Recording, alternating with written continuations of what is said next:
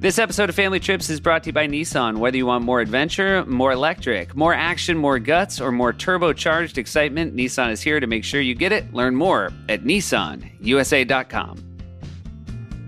Here we go. Hi, Pashi. Hi, Sufi. I'm going to make a call out to our listeners. Do you mind? No, go for it. Be my guest. I know that sometimes you get a little persnickety when I start talking to the listeners more than talking to you. I like the listeners. Okay, great. I'm a fan of the listeners. And you're also a fan of the listener episodes. The first one was great. We're going to do it again. We're reaching out to our listeners. If you have a great story about fall travel, about Thanksgiving. I guess people don't do a lot of trips for Halloween, right? I mean, some people do, but those people... We don't really want to engage with those people. Those are weirdos. Yeah. Someone's like, oh, we're traveling for Halloween again. That isn't real. Your friend's a witch. So... Thanksgiving, if you got a good story about that, leave us a message at www.speakpipe.com. That's SPEAKPIPE.com/Family Trips Pod. We had a listener reach out, Josh, with a message. It's a very exciting message. A great message for the content and also from who it came from. Yeah, exactly. It was from the dad of the kid who fell off the side of the Grand Canyon. His name is Wyatt. Well, yeah, Wyatt Kaufman was the kid. Yeah. He's fine. He's like 99.5% recovered, according to his father. He's missing a leg and a foot. I'm just trying to think of what 0.5% is. No, he's fine. He's still wearing a wrist brace. He's wearing a wrist brace, which I think is, if you say what is 99.5% fine, that means you just are walking around with one wrist brace. Which also, like, as someone who's, I've broken my leg 3 times. Yep. 2 of those were, I guess one of those I was really like a kid. Like having a cast, you get a lot of attention for that. And I feel like Wyatt is still sort of probably getting his props from his friends. Because, I don't think you encounter a lot of new kids when you're at that age. But when you do, they're like, what's up with the kid with the wrist brace? And they're like, oh, he fell into the Grand Canyon. And everyone would be like, oh, that's... Oh, I would be dining out on falling into the Grand Canyon. Yeah. I mean, it's almost the only reason I'd want to go to the Grand Canyon. If you told me I could fall and be 99.5% fine within a few months, I'd do that in a heartbeat. Yeah. Yeah. I will say, does it bother you that without falling into the Grand Canyon, you seem to have been hurt worse in your life than the kid who did? No, I'm fine with it. I'm happy to be. I mean, I don't know that I'm 99.5% fine. I feel like you definitely are. Now, you broke your leg in 2 places because you were driving around in the back of a U-Haul truck? Yeah, I think it was a Ryder truck, but a Ryder truck. And I wasn't riding around in the back. I had a job to do. Oh, what was your job in the back of the Ryder truck? We were moving these risers, which were very heavy, sort of like tables with very short legs. Yep. To put audience members in a show, like 1 row back at a level higher so they could see a stage. This was a college production. You were in the Northwestern production of Hair, correct? Yeah. Yep. And it was totally a student run.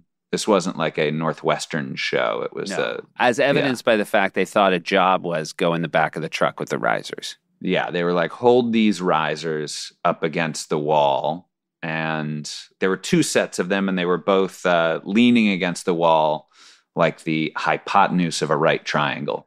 Now, why was it important to hold them up? Why wouldn't you just... This is a great question. Okay, and great.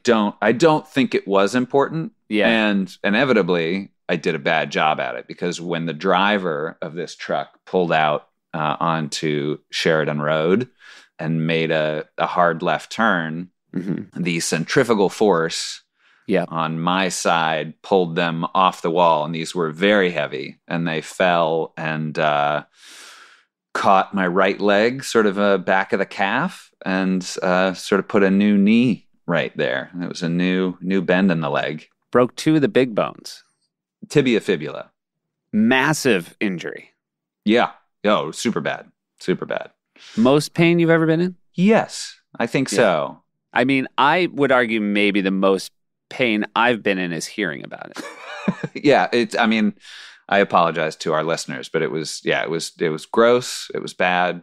There was an old commercial that used to run on Saturday morning cartoons where it was like a guy was playing basketball and he had a fake leg. And it was sort of a like, you can do anything you want to do. And he would like lace up his shoes and then went out onto the court. And I in my head, I was like, I'm going to be that guy I was never going to be as good at basketball as him because it just wasn't in the cards for me. But I was sure I was going to lose part of my leg, like my foot. And but it didn't. And I'm glad you didn't. Yeah. I do remember getting the call. You called me to tell me the news. And I was very angry, which I felt bad about. I think this is, in general, it's been a lot of one-way traffic of you calling me to be like another traumatic injury has taken place. Yeah.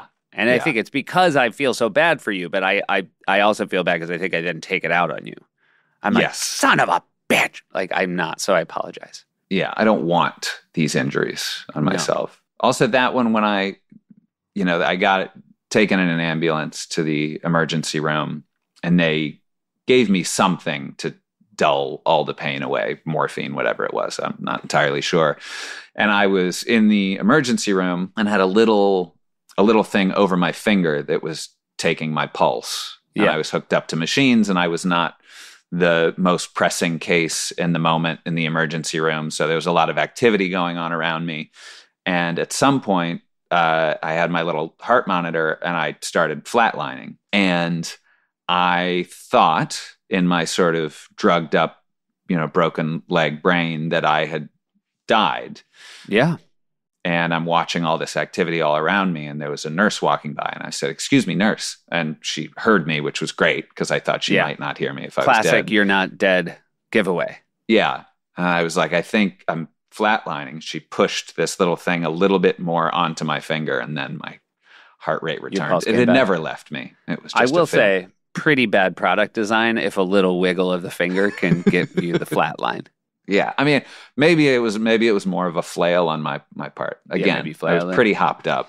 So I want to note, because we were talking about how, Wyatt Kaufman, obviously he had a injury because he fell off the side of the Grand Canyon, and you had yours because you were in the back of a Ryder truck. Should we add a question to our guests where we say, have you ever been in the back of a Ryder truck? Was it worth it? You know what I mean? Like, it's the new Grand Canyon question. Yeah. Well, I mean, I recall Timothy Oliphant and his fiance went not only to the Grand Canyon, but like slept in the back of a Ryder truck. That's true. Probably no risers, though, and no quick turns. No, but he had a couple cats back there. That's true. Yeah. If you went in the back of a Ryder truck with a couple of cats, just, and they were sliding around as you made turns, that sounds like fun. I'd do that. Thank you to Wyatt Kaufman's dad for reaching out with that good news. We got to get Wyatt on the pod, because if Wyatt, after falling off the side, tells me it's worth it, that might be the tipping point. I'd love to talk to him. If he can look me in the eyes, post tippy off the sidey. Yeah. I don't want Wyatt to hear this and think, want to give you the victory of him saying that like, no, it's not worth it. I just want his honest take. Yeah, absolutely. I mean, I hope everybody knows that this is Family Trips is in an honest zone. In fact, I'll continue with some honesty. Our guest today is Reggie Watts, but before you hear our conversation with him, you have to listen to this song from Jeff Tweedy. Family Trips with the Myers Brothers.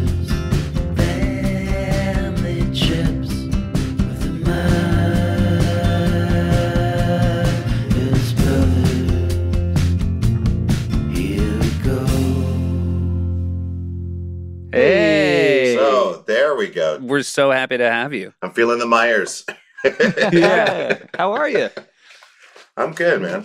This is very exciting. We're catching you as Reggie Watts, the author, today. Yes, that's right. You've written a new book, and it's very exciting.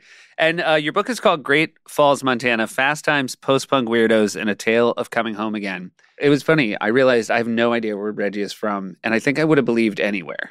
That is how mysterious I find you, Reggie. I would have accepted any answer. Yeah. I also feel like in watching you, like watching different clips of you here and there, you very often have like different accents or different sort of ways of speaking. So you are sort of that amorphous That's true. Yeah. Yeah. But then, That's of course, when I read your bio, of course, it makes sense that you were a Air Force brat. So you were actually everywhere. Air Force proud. I don't even know if that's the saying. That would, that would maybe undercut Air Force proud if you don't even know if that's the saying. Is that what we say? So talk us through your beginnings. Yeah, I mean, my dad was, I get confused, but I think he was in the Air Force at the time. He was in the Army and the Air Force. He transferred to the Air Force after the Army, but he was decommissioning a base in the north of France, and then there was a bar called the Charlie Bar that a lot of the jetters would like hang out in after working or whatever before going back to the base, I guess, in Germany. Anyways, he met my mom there, and then they had me like, I don't know, it was like maybe 2 years later. They were in Stuttgart at the time, so I was born there, and then we moved around Europe a little bit. Ended up in Spain for 2 years, and then moved to Great Falls. I was about 3.5, almost 4. Okay, and that's how it all got started. So French mom and American dad. Yeah. Any connection to Great Falls, Montana before you moved there? No, not at all. No, I mean, my dad's from Cleveland. That kind of helps. Mm-hmm. Yeah, it's not Montana, but it is. Yeah, it's in the United States. It helps you pick elsewhere. Yeah, it really does. Yeah, Cleveland does. It's like that's their tagline. It helps you pick elsewhere. Is after the major industries moved out of there, that was their saying. But yeah, you can draw like a line. You can go like Cleveland and just draw a line straight to Great Falls, and it kind of answers your question. No, I think it was, like when you're in the service, you're supposed to transfer, and oftentimes they'll give you the luxury of choosing between a few different places, and so I think our choice was between North Dakota and Montana, and they picked Montana because they thought the schools were better. Yeah. That'll do it. How did your French mom find living in the United States, especially Montana? I think she loved it. She fought for her space pretty severely. She's a fighter, almost like a little too much, but great for me because I felt like super protected the whole time. Yeah, she kind of just like, she came into the neighborhood and had almost like a gangster vibe to her. She's just like, you mess with my family and I'll kill you, like that kind of stuff. Because we had some run-ins with some neighbors and things like that, just being like, who are these weirdos? Like, who's this like black guy and a white lady I can't understand and some weird kid, like that was the vibe, which ultimately I don't fault anybody for that, because like anytime you get someone weird, obviously you don't have to be an asshole about it, but it's like, they were just, they're kind of ignorant to a certain degree, because they don't get that many different people coming through town, more than most towns because of the Air Force Base, but like still not that much. So we had to kind of fight for it. Do you remember the age that you sort of clocked that being from a biracial family was different than most of the people around you? I think relatively soon, like I definitely, as a kid, you're just like, oh, my dad's black and my mom's white, and then you like go over to your friend's house. It's like, both your parents are white. That's crazy. And you're white, like definitely more of that. And so that was noticeable. But, there were a few friends that we had that had like my friend Wally, his mother is from Spain and had like a thick accent. And my friend Mike, his mother was from Greece and had a thick accent. My friend Tony, his mother was from Thailand and had a thick accent. So there was enough of that around to kind of like give me something, to kind of bounce off of my identity. But it was kind of apparent right away. Are there Great Falls in Great Falls? Yes, there are technically Great Falls. It was named after some waterfalls that are actually, I believe it's further downriver than where the town is built. Okay. But that's what it was named after. Then there's a hydroelectric dam. Like the cover of my book has me kind of like over the hydroelectric dam. But the Anaconda Dam. But so they built, I think, 2 hydroelectric dams before the Great Falls. So I don't know how great those falls are anymore. Right, sure. Did you, in writing this book, because this book is about you sort of finding your community of, I don't know, what's the right word? Outcasts, weirdos? Goonies. Goonies. I think Goonies is a good word. Close enough to the Pacific Northwest. But Yeah. obviously you made a choice to write this book. And so you knew there was a story there. But in writing it and sitting down and recollecting, were you surprised at how much you remembered in the act of writing it? Yeah, for sure. I mean, I was remembering tiny sense memory things like the sound of my mom putting away, spoons in the drawer, or the sound of the screen door slamming shut, or, like those are tiny examples. But like, yeah, it brought out a bunch of things, and it still continues to. Like, even when I was reading my book for the audiobook, I was having these memories like, oh, right. Oh, yeah. It's just an ongoing thing, which is something I'm absolutely fascinated in, because we miss so much of our lives. I mean, it helps when you have siblings and things, where you can kind of talk about, what did we do on that vacation? No, that was when you stole the thing. It's like, I didn't steal it. Then it's like, no, I did steal it. Like when you have people that corroborate your existence, it kind of helps flesh it out. But as an only child, I had my friends if they were around, but a lot of stuff was me on my own noticing things. So I don't know if I can, it's like, I don't know how much I can remember, but this has helped a lot. It is nice, I would imagine, when you write a book like this, knowing you at least won't have a sibling contradict you once they read it and say, how dare you remember it that way? You're kind of in a nice place where you get to, it's almost could be fiction. Yes. That's so ridiculous. Yeah, I mean, I imagine Seth's going to write a book someday, and I'm going to be like, come on, man. You leave that out.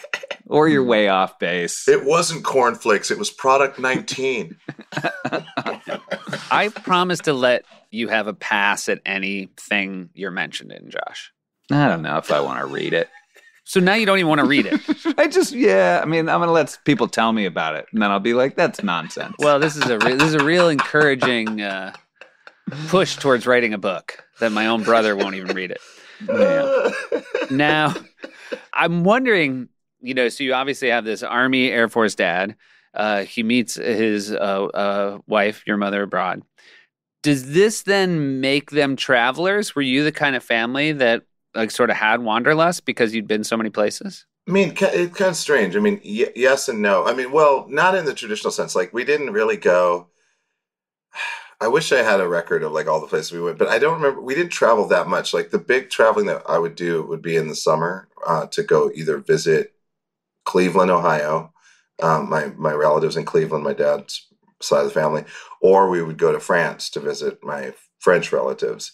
So that was the biggest thing. And obviously when we would go to France, we would travel to Paris, or we'd go to, the cemetery in outside of Nancy or something like that, or Nice. But generally speaking, like, I don't know, there were some times where we'd travel to Glacier National Park. I think we drove to North Dakota with my dad's grandparents at one point, but I don't have a memory full of like, we were traveling everywhere. Like, we'd go to lakes sometimes, but it wasn't really that much. I went almost more with my friends' parents when they would go fishing for the weekend. I'd go with my friends. So oddly, not as much as you'd think, but I think maybe because they traveled so much already, maybe they were down with not traveling as much. I'm not sure. I always wonder about people who are in, the service, the armed services, and they live abroad, and it becomes just work, and maybe it becomes a little bit less necessary for leisure if you've already traveled for your job that much. Yeah, I think so. Well, I mean, in the case of my father, it's like I am going to hire somebody actually to try to, like an investigator to go in and try to find when my father joined the Army, because I want to know exactly, because it's also like vague, and I didn't go there, unfortunately, while they were around to ask them. But I think my father started probably in 1967 or 66, and then went to Vietnam twice, and then switched to the Air Force. So, I think for him, he was pretty in it, and was looking probably for something a little more chill. I did have a subtle zing that I want to apologize for about Cleveland, which is a wonderful city, and I enjoy going there. I have enjoyed performing there. But as a kid, were you equally excited about going to Cleveland or going to France? Did you have a preference? Yeah, that's a good question. I mean, Cleveland was weird. It wasn't like I was stoked to go there necessarily. It was more like I had to prepare myself. to go there because I wasn't I wasn't fully accepted there by the kids. Like I was a weird kid. I was like a lighter skinned, big nosed, weird kid that speaks the way that I speak. But I was very fortunate to spend time with my grandparents and to go to the family reunions and to have that sense of culture and that side of my family that I wasn't really exposed to because most of the time I was in Montana, which was, it's about 98% white, the state, at least at that time. And then going to France, of course, more whiteness. There's a lot of whiteness around. So for me, it was pretty intense to go to a culture that I'm part of, but don't spend that much time in. So I will say that I was appreciative of it. I would have never, if someone was like, would you have never gone there? I was like, no, I absolutely would have gone there because it was super important. Like me seeing Ghostbusters 2 with Bobby Brown in it in a black theater in the neighborhood was like I'll never, there was not one white person in there. It was crazy. It was there's all these people just yelling at the screen and then Bobby Brown does his cameo and it was like, ah! And it was just moments like that were amazing, or just summer nights, kids running around, fireflies and getting in trouble. I wouldn't trade that for anything. Were those reunions big? Was it a big extended family for your father and his side of the family?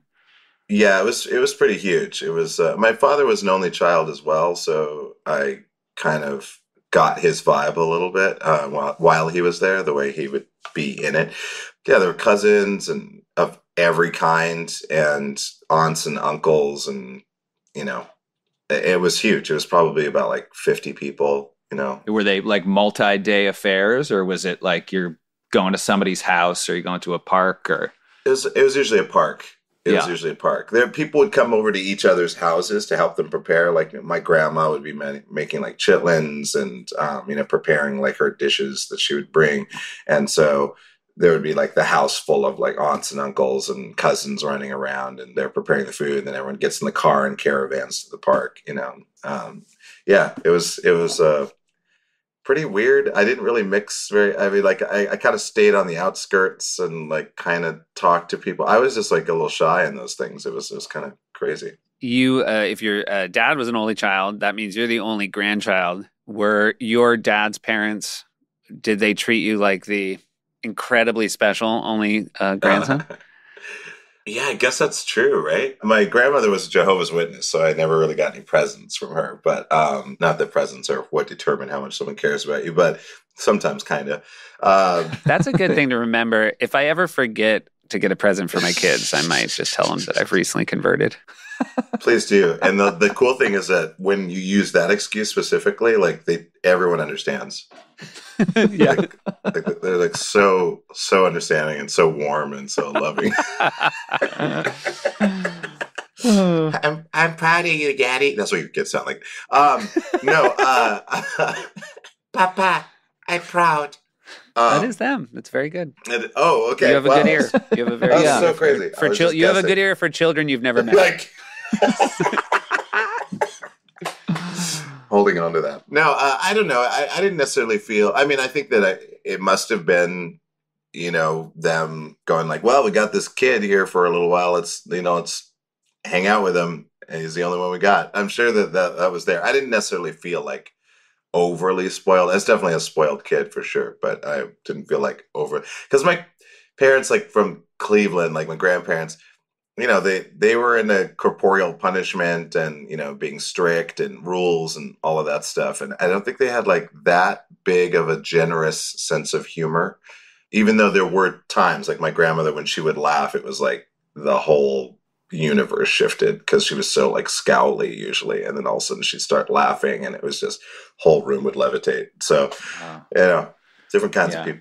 Nice to know that that's in there when somebody like that laughs. Yeah, isn't that great? Yeah, that's important. That's what you hold on to. Did you go around to Cleveland? I mean, and see the sights? Would you? Because I imagine, I don't know Great Falls, but I imagine it doesn't have much of a sort of city complex to it. So would you go downtown? Would you go to the zoo, or were there things on your list that you would do other than seeing family?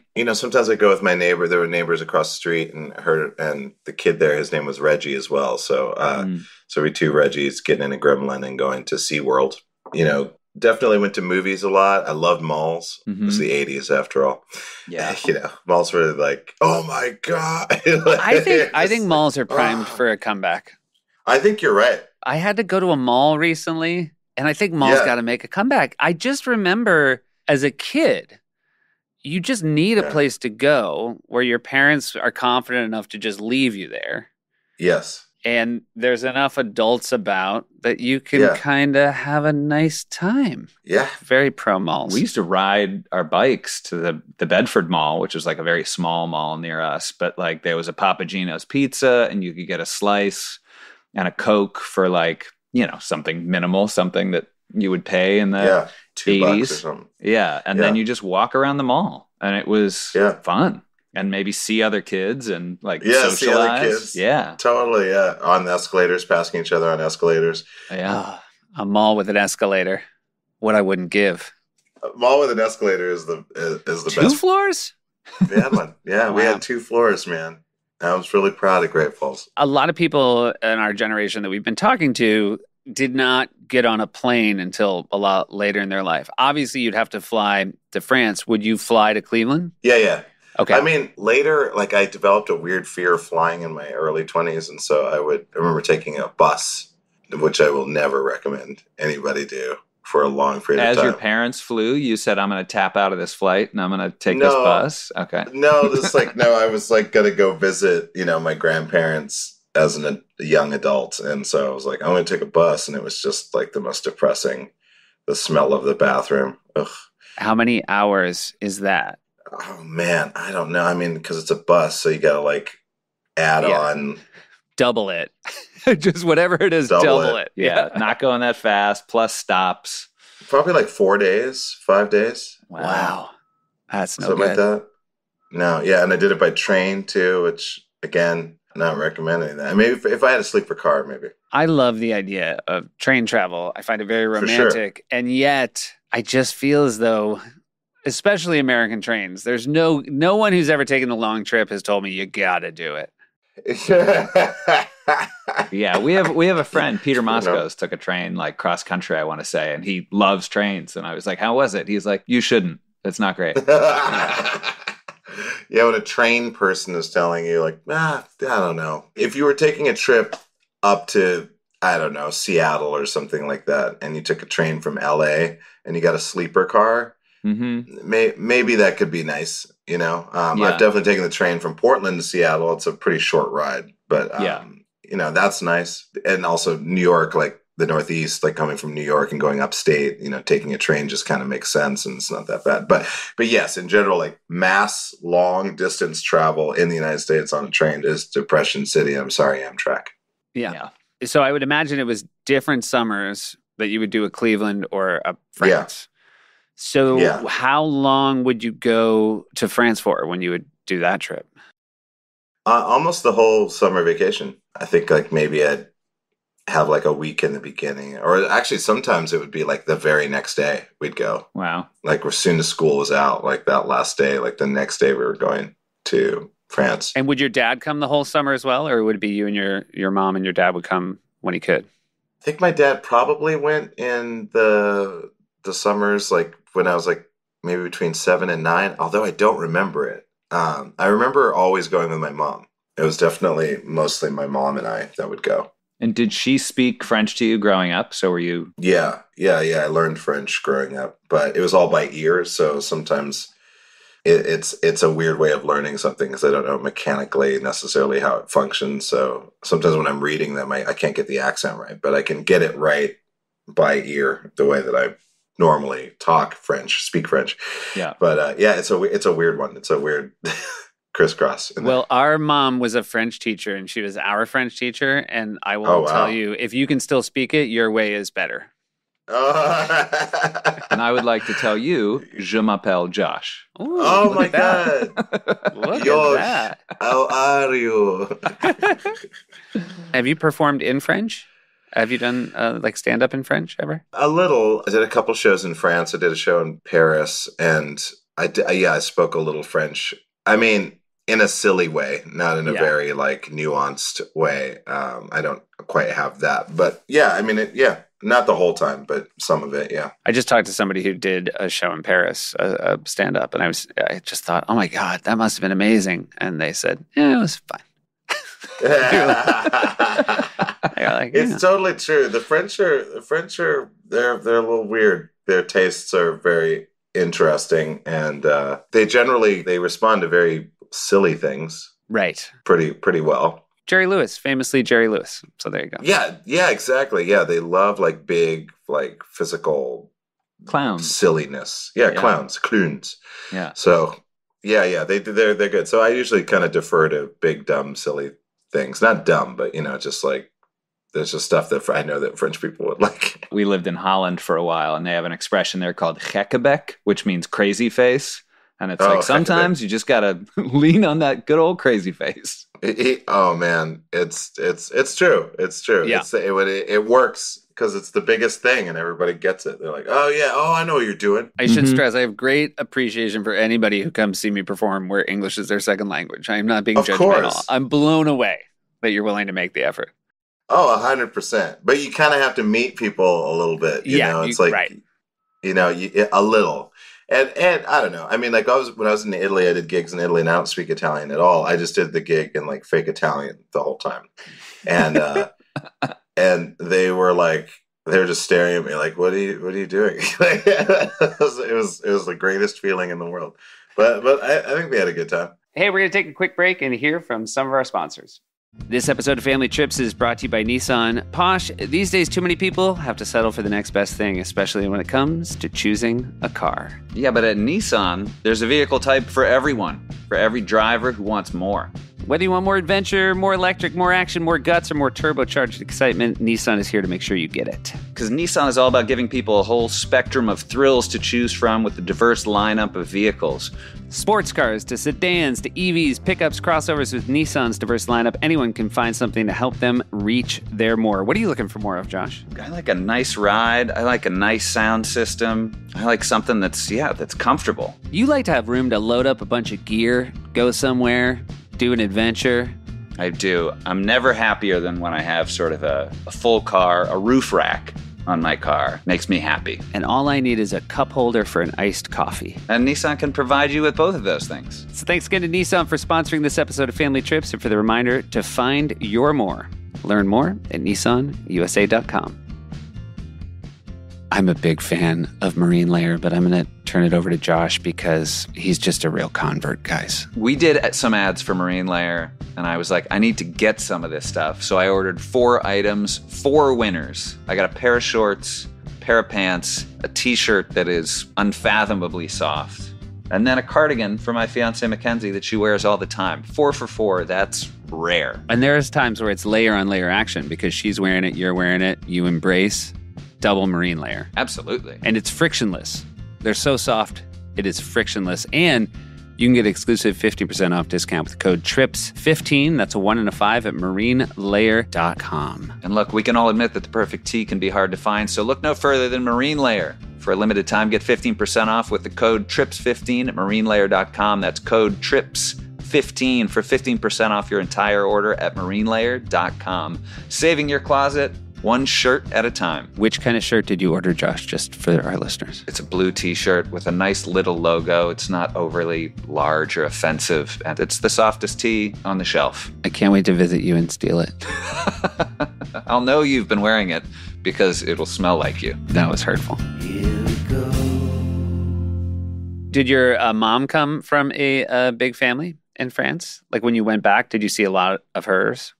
Well, she has one full brother and then I think 3 half siblings, and they had a lot of kids, and her brother had, I want to say like 2 or 3 or something like that. And so, yeah, when we go back, we stay at her brother's house in the north of France in this little tiny village, and I had tons of cousins around there. I would sleep in a weird bed in a cave. Their house was like 500 years old, and I would like sleep in this cave, like dungeony place that I loved. But Yeah, so there were tons of cousins. Yeah, we'd go to Metz, and then there'd be like cousins in Metz, and there'd be cousins in the center middle of France, there'd be cousins in Nice. Yeah, I grew up with kind of like a big French family, but I don't really talk to them that much now. I don't know. It's like so far removed. But I'm sure like if I came back to France and hung out, they'd be like, "Hey, welcome back," you know. So Yeah. that's always good. Were they, I mean, because obviously you were different of the cousins. You were sort of an outlier. Yes. Were they very accepting and warm to you? They were pretty cool. Yeah, they were really cool. Yeah, I got along with my cousin Jean-Pierre a lot. Like we used to hang out quite a bit. And then I had some cousins that, you know, we had attitudes towards each other or whatever, these like rivalries and things like that. That's just French. That's just French That's people just being French. You just got to be French. It's got to be French. Got to be French. Would you come back from a summer in France and be one of those kids who would then sort of brag it out in the streets how lucky you were that you got to spend a summer in France, like when you got back to Great Falls? I don't remember being that way. I wouldn't put it past me. But no, I think I was mostly just like, I don't know, chill about it. Like I was in France, and then the kids would ask me questions about it. I think it was mostly that. But I definitely wasn't like, I was just in France, because I think an element of me, I wanted to fit in, so I didn't want to like, you know, make myself even more distant. Were there any like uniquely French games? Like I'm just wondering, culturally as a kid, like was there like, oh, now we put a broom in a bucket and we run to the square? Like, yeah. I mean that was one, but we a bucket and broom. We did a bucket of broom. Well, we played pétanque a little bit. Oh yeah, the whatever balls game. Yeah, I played some in the pétanque. sand. This seems like what are you guys doing? I don't know. I don't understand. Let's do it. So what are the other versions? Because I will say pétanque is by far the best name for that game. Pétanque, jeu de boule, yeah, and bocce. But pétanque being just this, it feels Bocce. like the sound of those balls. Yeah, hitting each other. pétanque. I know, Yeah. pétanque. Yeah, it's pretty pétanque. Didn't go to France for this, but my mom would have from her French class like Tintin books and Asterix and Obelix. Oh, yeah. Like, did you sort Oh, of yeah, find your of way course. into like French, Belgium comic books and stuff? There was some of that for sure. Asterix and Obelix were very big. And some other French, Tintin was definitely in there, and some other weird French cartoons as well. Yeah, it was like very weird vibes, you know, like it's like dipping your toe into an alternate universe or something like that when you're growing, especially when you're a kid, because your mind is so fertile with imagination. And like you have like, now you're like, what is this? What is this weird toy of this Viking with stripy pants? Oh, who is this? Like, Yeah. Oh, that's from Asterix and Obelix. What is that? It's like, oh, it's just Belgian. What is that? And you're just like, you know, it's like this whole other strange world. And then when I was in France, they would play a lot of Japanese animation. So you'd get, what was it? Goldorak was in France they called him Goldorak, but here it's Voltron. Oh yeah. Oh, There you go. yeah. It is Yeah, always, I think when you're a kid, it blows your mind that there are like volumes and volumes of a different thing for kids that Yeah, you sort of, you're like, whoa, Asterix and Yeah. Obelix. Yeah, there's like 1,000 of them. You're like, 1,000? And this just Yeah. happened while I wasn't paying attention? Yeah, what's happening? You know, I mean, we got the Smurfs over here, but the Smurfs were around Yeah. for a we did. while in Europe. You know, and so you know that was like a little bit of. I mean, once in a while we got a little bit. The United States did get some Euro shit. Yeah. It is a shame that we got the Smurfs. I mean, of all the things that came from I know. we also we got Belle and Sebastian. I don't know if you remember that, Reggie. but Yes, of course. Yeah. Belle and Sebastian. Yes, of course. we had a Great Pyrenees, and her name was Belle from that show. Belle and Really? Sebastian was like a story of a French boy who had lost his parents, and he had a Yeah. huge Great Pyrenees, and then he had a very small dog that lived like in his pocket. Oh, It was that's also right. bad. It was also Smurfs. It was level beautiful, and we It was named a beautiful beautiful dog after bad and it. bad. It was a TV show. Yeah, it was a TV show. Yeah. Yeah. Interesting. And the Smurfs, I'm referring to the novel, The Smurfs. Oh, of course. The actual long form, no pictures Smurfs book is the one that I enjoyed. Right. Got you. Now you can't start. I mean, I'm assuming maybe you could to some degree, but I'm assuming you don't start your career in Great Falls as a performer. I mean, I know you do school stuff, But when you started doing shows, you were in Seattle for a while, correct? Yeah, I was in Seattle from 90 to 2003. All right, so that's a lot of time. Would your parents come to see you? Did they like to travel to see you perform? Yeah, I think they came to stuff. I think my dad was a little less likely to do that, but yeah, they would come to stuff for sure. My mom came to everything, for sure. Like, she was always there. My dad was, when he was living with us up until about age 13, he was I'd say he'd be at like 80% of the things, which is pretty good for a dad. That's pretty good, yeah. Yeah. That's not a bad number at all. Especially a dad from back then. Your mom was, it sounds, from everything I've read, incredibly supportive of your creativity. Yes, she was like, I mean, it's funny. I don't think that she necessarily understood what it was, but she understood that it's something that I wanted to do and that I was passionate about. And so she supported it that way. So, it's kind of like old school, like raw report or something like that. She just understood in a way that was a little bit more energetic. And so, yeah, it was great. It was great that she saw what I like to do. And she's like, okay, well, that's what you want to do. Then fucking do that shit, and I'll help out as much as I can. As long as you keep doing your chores. That's a very, I can only imagine that's how she sounded.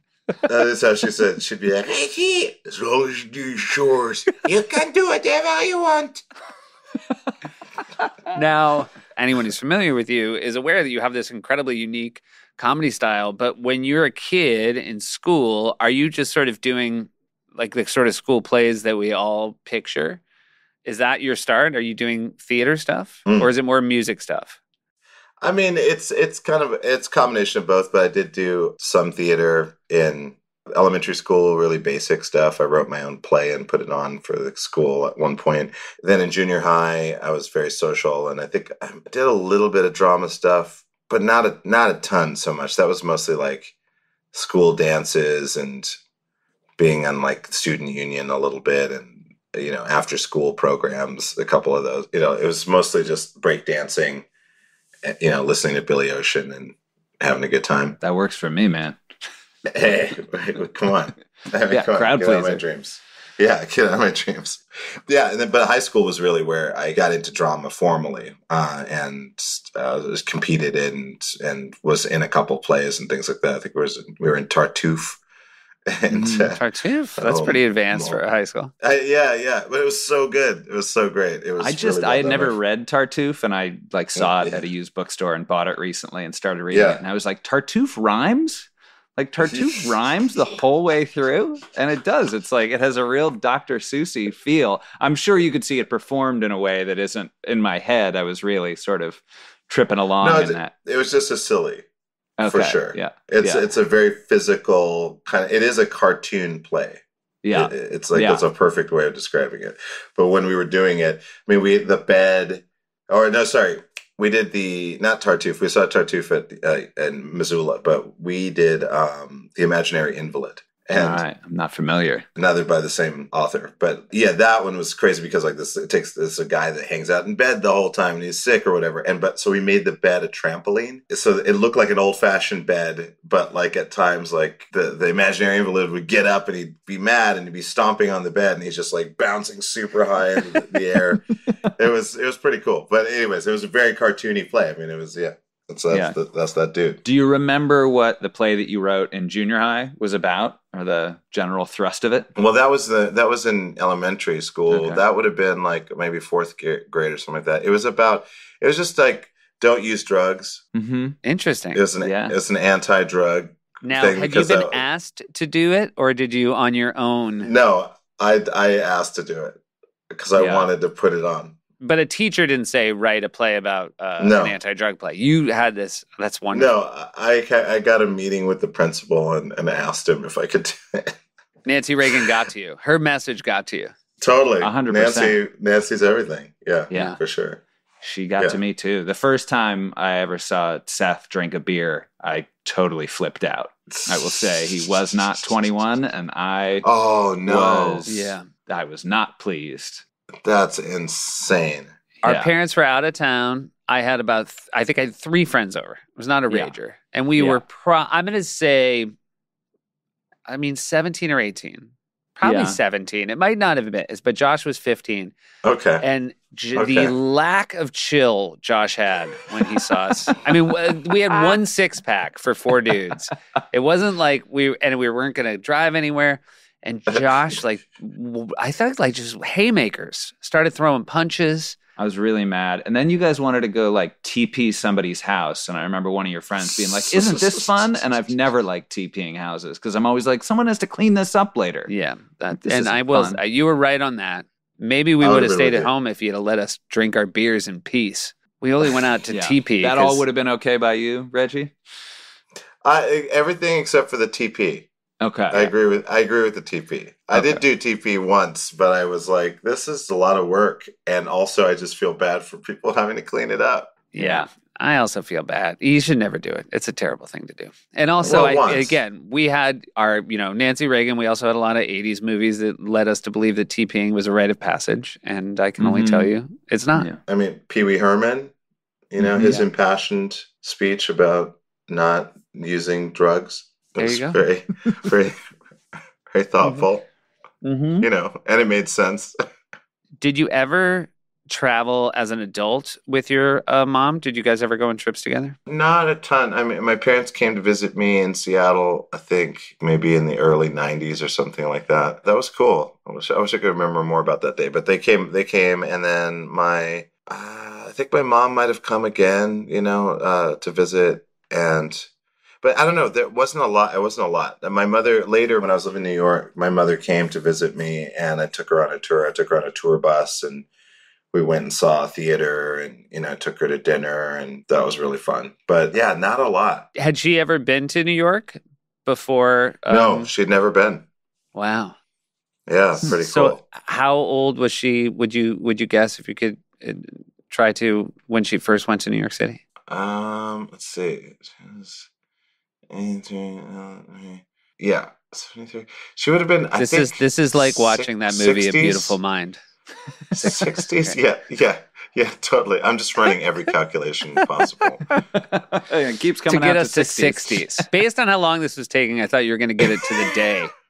Jesus Christ. You landed within a decade. Was she someone who, when she came to New York City and you did all those things with her, was she someone who was sort of in awe of it, or was she more reserved? I think she loved it. I think she was really impressed by it. She was taken in by it, for sure. She's an interesting person. She wasn't outwardly curious about a lot of things, but I think she had to have been, because she's very passionate about discovering new things. But she was also kind of timid a little bit, but also, I don't know, she was very extrovert, introvert, kind of a strange mixture depending on the context. But she had a blast, it was good. And I'm so glad that I did that with her, I wish I would have done like more. Some of my parents, some of my friends are like, parents are going out to stay in a cabin together and go over to, wherever, in the traditional swimming hole. I have a lot of friends that are doing that or going on road trips with their mom. And I just never, that wasn't my relationship with my parents as much. You mentioned earlier the like fishing trips with friends' families and stuff. Yeah. Yeah. Was that driving somewhere from Great Falls, and would those be weekend trips or little day trips? Yeah, they were definitely like weekend trips. Uh-huh. Yeah, so every weekend there was some friend that was, if it was the wintertime, they were going either snowmobiling or they're going to go skiing or snowboarding. Gotcha. Any ice fishing? No, Okay. Never did ice fishing. Yeah. Nor have I. Yeah. Yeah, people would do it. I could Yeah. do it. It was cold. It was cold enough back then, Yeah. but not so much. Yeah, it would be just like lake fishing. I went duck hunting once. They didn't get any ducks that day, which I was super glad. Yeah. I just didn't. Even though I'm a hypocrite and I do eat meat, like that was hard, always hard for me as a kid. Like even though I'd walk into some of my friends' garages, they would have like a deer was like hanging from the rafters, and they just processed it. And there was a bunch of cardboard on the floor, all that stuff.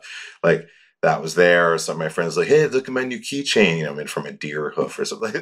but like, like there's a lot of like raw animal, like hunter-y things around me for sure. And I could hang with it, but me personally being there when that happened, I'm still that way today. I can't. Yeah. I'm a wuss. No, hey man, I'm not down with that stuff. On the duck hunt, did you have a gun that day? Did you fire and maybe intentionally miss? I don't think I had a gun. I don't think I Okay. had a gun. I think they were just letting me tag along. Yeah. You know what? Now that for some reason, as you asked that question, like I saw in my mind, like, what if I hired this like a painter to do like those like famous scenes of like, you know, George Washington, like, you know, Yeah. crossing the Delaware or whatever, like in those kinds of styles of like these moments of like me with a bunch of duck hunters, like, you know, one's pointing up at the sky and there's like ducks or whatever, and I'm just kind of like in the brush looking up, you know, like Maybe with an easel and a paintbrush. yeah, totally. It's like he was there as a documenter. He was there at some of the most important One of the most moments. important hunts. Of those activities like snowmobiling and whatnot, which of those were you most psyched about? Well, I couldn't do ski. I tried skiing once, and it was just like an '80s ski movie. Yeah. You know, like where I'm coming down the hill and I still don't know how to stop properly. Mhm. And so I'm like the last bit of the hill, it kind of ramps back up, but it leads to like the lodge. Mhm. And so I kind of like have enough speed that I'm like coming up that thing, and and people are like taking off their skis or putting their skis on or whatever. It's like a little changing area underneath the where the lodge meets. And I'm just yelling like, get out of the way. I can't stop. Get out. You know, like, and then like just slamming into the wall. And that's how I stopped. Yeah. That's how you stopped skiing forever.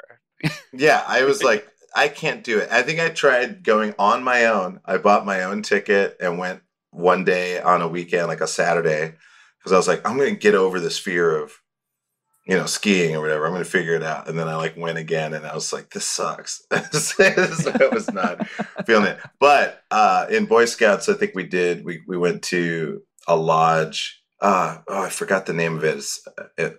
I think it still functions, but it's an inner tubing place.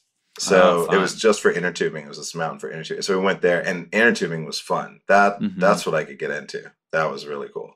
Yeah. Or sleds. I love sleds. Yeah.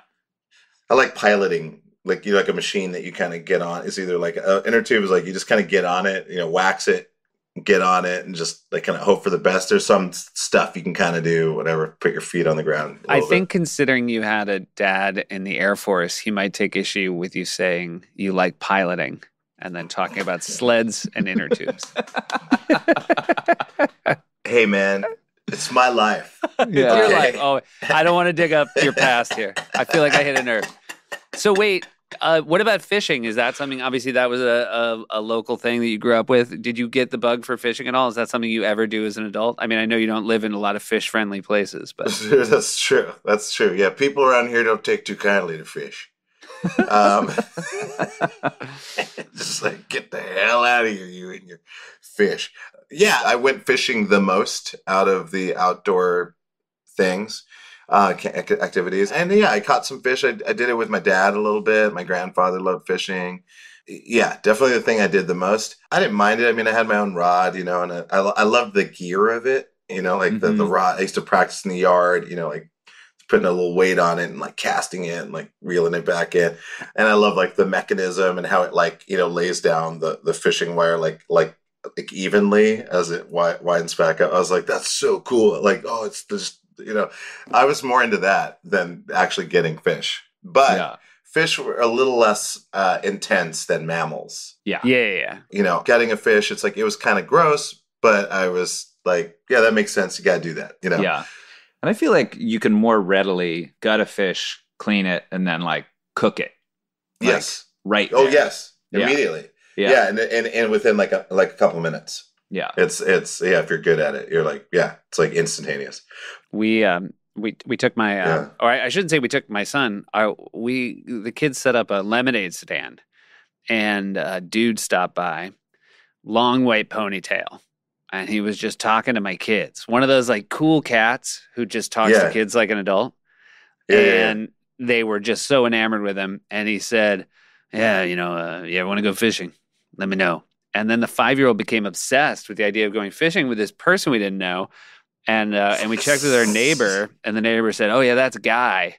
You know, he lives up there. I have his number." And so my wife, God love her, just called this stranger. Was like, "Hey, did you mean it? Would you take my son fishing?" He's like, "Yeah, I'll be there in an hour." And took Axel fishing, and I went with him. And there was this nearby lake, and the 5-year-old said, "You can't come down the dock. I don't want you to come."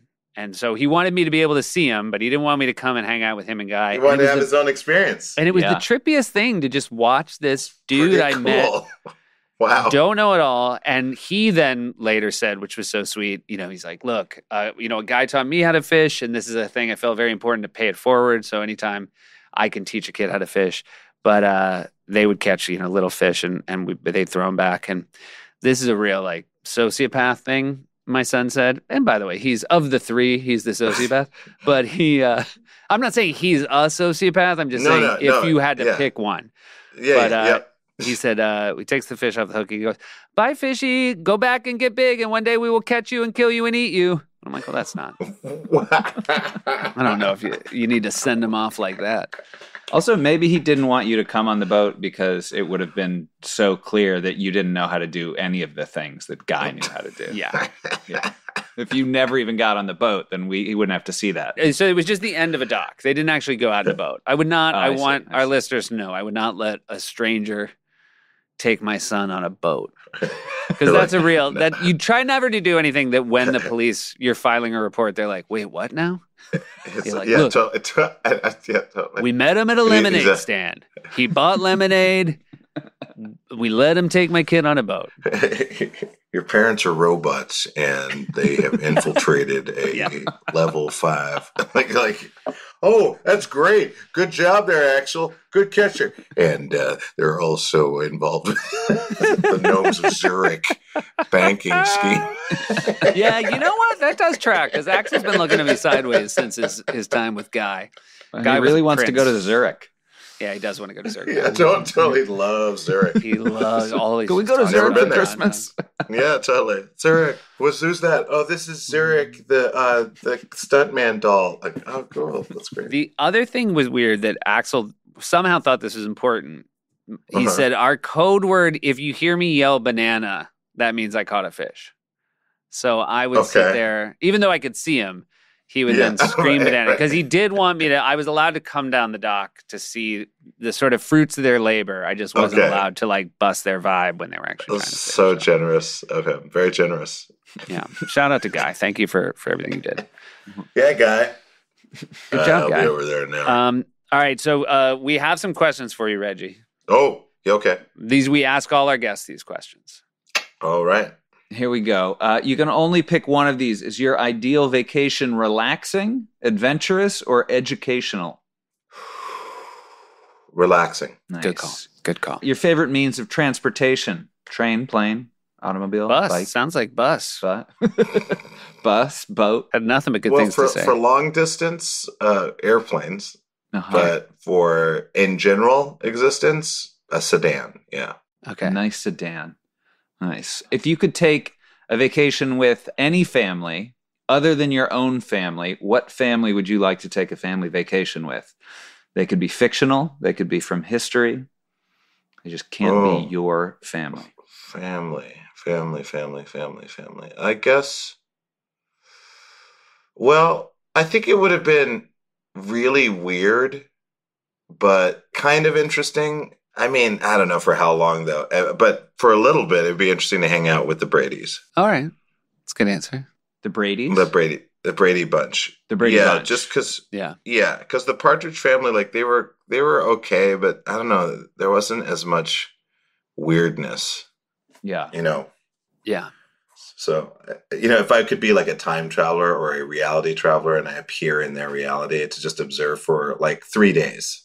Yeah. That would be. That's like when they went to Hawaii. Like maybe you'd be like staying at the same hotel when they went to Hawaii. Yeah. I'd be like the guy in the background, like cleaning tables. Like I'm in that episode, but I would gladly take that one and just kind of be like, oh, this is the vibe? Okay. Yeah. If you had to be stranded on a desert island with one member of your family, who would it be? Ooh, damn. That's tough. One member of my family. Nice place to reconnect with Jean-Pierre.